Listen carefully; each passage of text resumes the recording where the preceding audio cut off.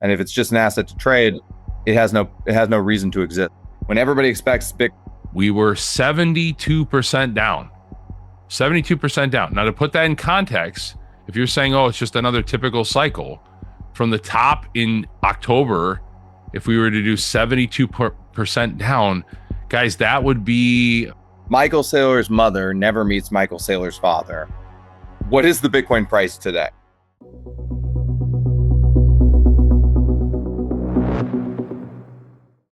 I think that we're now in an era where, listen, there's always a reflexive phenomenon with, if there's a lot of early Bitcoin holders, because of the speed of the supply issuance curve that Satoshi put in, there's a lot of early Bitcoin OGs that have a lot of Bitcoin. So if they have a lot of Bitcoin and they believe in cycles and they start selling their Bitcoin, it can have a reflexive phenomenon where it sort of causes a air quotes cycle, right?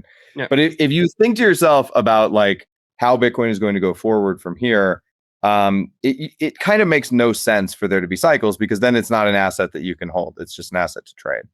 And if it's just an asset to trade, it has no reason to exist, and it will just go out of existence. That's my view. So that's why I'm sort of anti-cycle. And also, if you look at it from a cycle perspective, well, okay, this is, the price went up and then the price went down, and nominally it was a lot of money because it's tens of thousands of dollars. But like, this is nothing like what 2017 felt like. That was a cycle, I mean, it was like bam, and then all the way back down to earth. This feels like the bull market felt gradual. The bear market feels gradual. One, I think we're all bitter because we didn't get the exponential move higher in the fourth quarter of 2025. So we're all still bitter, right? And so I was also saying, I think the 4-year cycle's dead, but it's pretty uncanny how it did end in October like it should have. And it looks like it might not start again until October 2026. I'll just throw that out there because I keep saying the 4-year cycle's dead also, and then I keep being proven wrong, and it really bothers me because that doesn't make any sense to me. And then, but second, you, Joe and Hodl, you guys, I don't know, Nathan, how long you've been around, but like, isn't this just like both 2018 and 2022? So no, hold on, Joe, don't shake your head. Hold on. Remember 2018 when we were just getting beaten down in the ICO, all these companies that were super popular in 2017, they just kept getting beat down, and that kept indirectly hammering Bitcoin, and it just couldn't, it was like it just kept getting punched while it was trying to get up. And then in 2022, when we had all that bear market nonsense and everything was terrible, and then all these centralized exchanges just getting going bankrupt, and they all had to sell their Bitcoin, and it just kept beating down the price, and you're like, what is going on? This is insane. And now we got the Bitcoin treasury companies doing stupid stuff and overextending themselves, and it's just beating down the price again. And it feels to me actually very similar. I just think this. So, and we all talked about this, I think, on Preston's show quarters ago, that we think that the Bitcoin treasury companies are going to be the focal point of the bear market, and some of them are going to go bust or get crushed or lose a lot of Bitcoin because of stupid financial decisions they made during the bull market. So I think it feels a lot like 2022 when the centralized exchanges were getting hammered, and now the Bitcoin treasury companies are getting hammered. Love to hear your guys' thoughts on that. I'll let Joe go first. Okay, so first off, if anybody has lived through those cycles, okay, and I had a tweet about this the other day, Bitcoin's sell-off was relentless, okay? It was relentless, particularly 2018, right? 2018, you had this massive drawdown, and then you had us coasting for part of the year around 6K, and then when the BSV, whatever it was called, when that thing broke, that's where you broke 6K and had the capitulatory bottom. We are at the same level we were back in February, okay? Back in February. Now, what I want to point out for people is that during the quote-unquote bull year of the cycle, Bitcoin went last year, they forget this, it went to $75,000, okay? Which, again, like in terms of the decline on a volatile asset like Bitcoin, that's like a 20% decline from where we're at right now, okay? So, like, to me, like, I think categorically that it's moving very differently. You don't have the blow off top. You had an all-time high before you even had the halving, right? So which is an interesting sort of dynamic. You had these up and down range moves in the high 100s, for a long time, and then you had basically a bottom. I think, if not here, close to here, right? So to me, like when I see the Bitcoin price, I mean, while I'm talking here, we were under 59K and we recovered 60,000. while we've been on the podcast. So you're all welcome for putting in the bottom yet again. But my point is that like I think you see all these indications that Bitcoin is trading in a less volatile range. It's trading differently than past cycles. That's, again, to Hodl's point, maybe that means we're not going to see the high flying, 2-3x's in short periods, but we also might not see a much more significant drawdown. If you look at any of the past bear markets, every single one, if you want to just measure a calendar, you say calendar is all that matters. We were substantially lower on a relative basis from the peak than where we are right now. Okay. I have the data on tweet. I can pull up the tweet. I just give you the exact numbers, but I went and crunched it, right? By June, for example, in 2022, okay?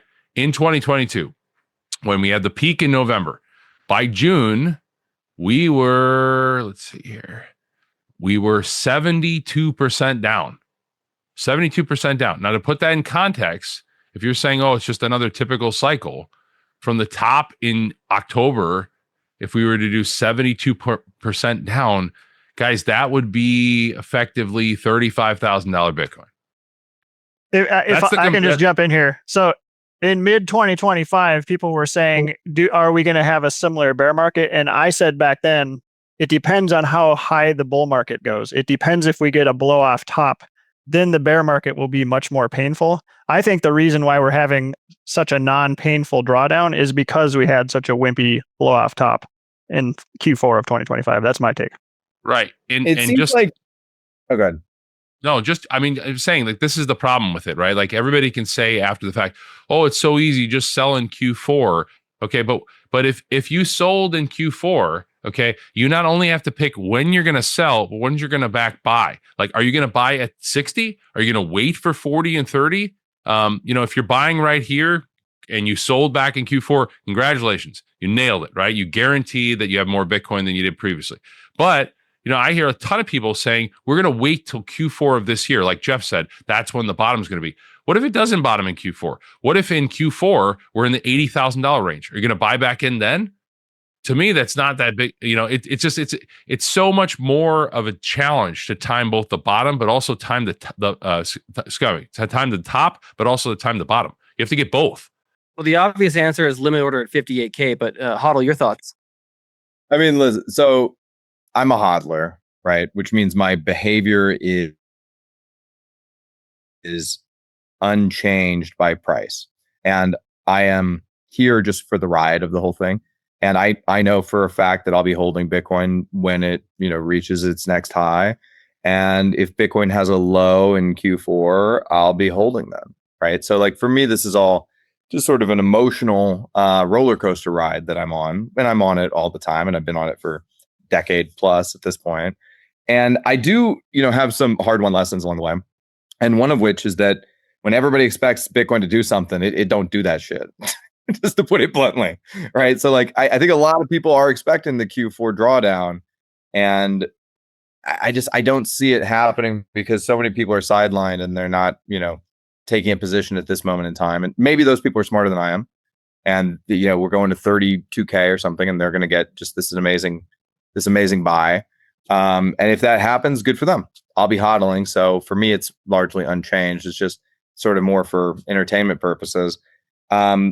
That said, I don't see there is no law of the universe that's dictating why Bitcoin is going to trade this way or that way or the other way. I mean, like, so I've given up on all of those. Like, that's my big broad point is like, I find it kind of a waste of time to just keep talking about cycles over and over again, especially when I have no desire to trade on any of it.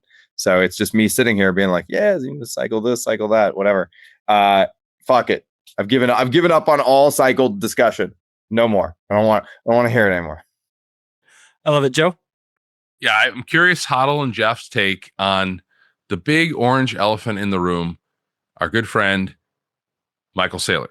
I go on to spaces occasionally because I enjoy pain and I enjoy absurdist arguments. And the most recent one of the day is that Saylor is responsible for Bitcoin's price action, that Bitcoin is depressed because of Saylor's decision to acquire a ton of Bitcoin, to tap the ATM, to engage in financial engineering, that he's destroyed. But I'm just repeating these things.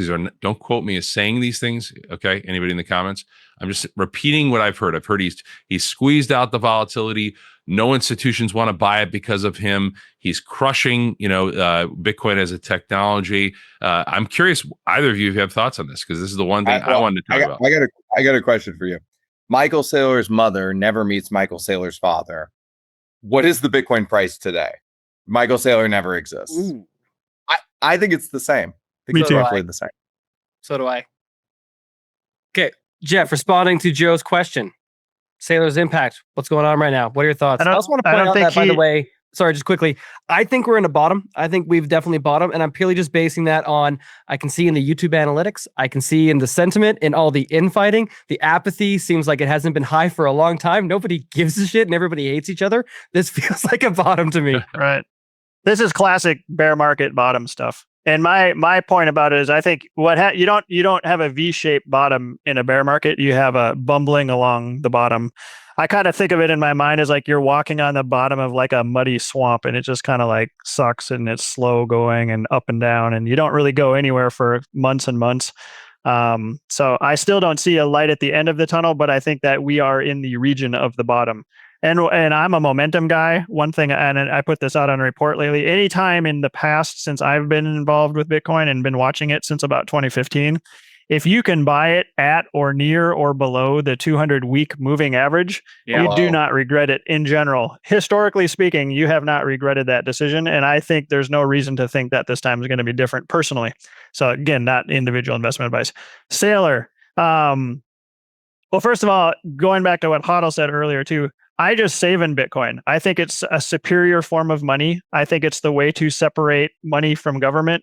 I've believed that for many, many years. I use Bitcoin like money. So when I get paid and I pay my bills and then I put the rest of it in Bitcoin, if I have leftovers, when I have to make a major purchase, I spend my Bitcoin. And when I don't, I save in Bitcoin. So I don't try to time it. And we talk about all this stuff because people just eat this stuff up, like price predictions and all this, but I don't care at all. I'm just like, I just buy it, and saving it. And I don't care if it's if it's $1 million, I'm still going to be saving in it. And if it's, $5,000 per Bitcoin, I'm going to be saving in Bitcoin. So anyways, so that's my little digression. I think most people should do that.